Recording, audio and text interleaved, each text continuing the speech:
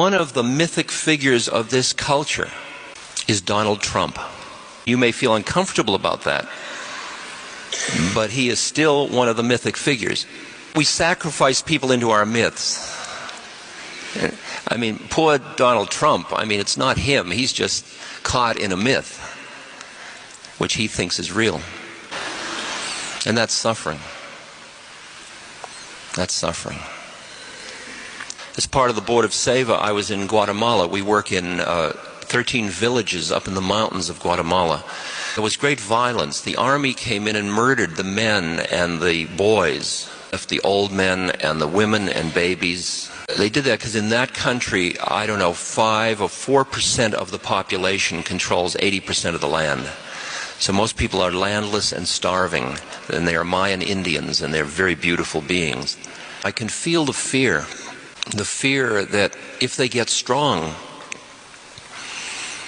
it will be a threat to the wealthy, and the army, which represents them, will come in and kill them.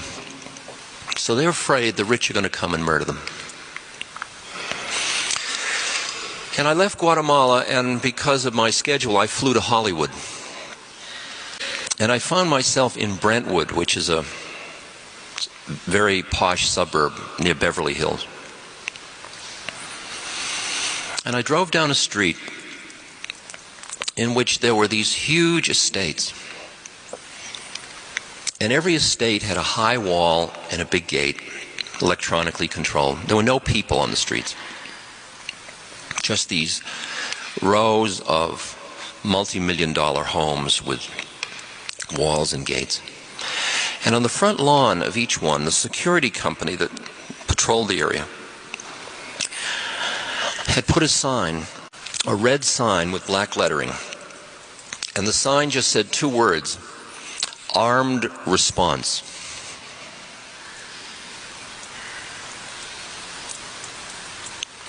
And I thought, isn't that extraordinary? I was just in a place where the poor are afraid the rich are going to come in and murder them.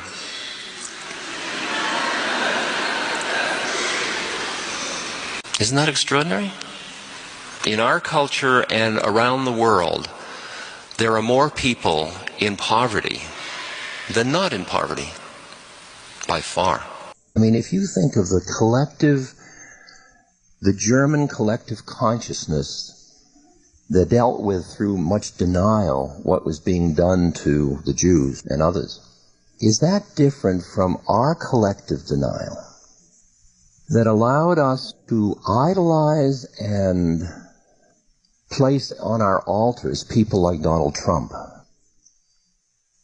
when we knew that the permanent underclass was being created, because we could see it around us, but we were busy denying what we were seeing.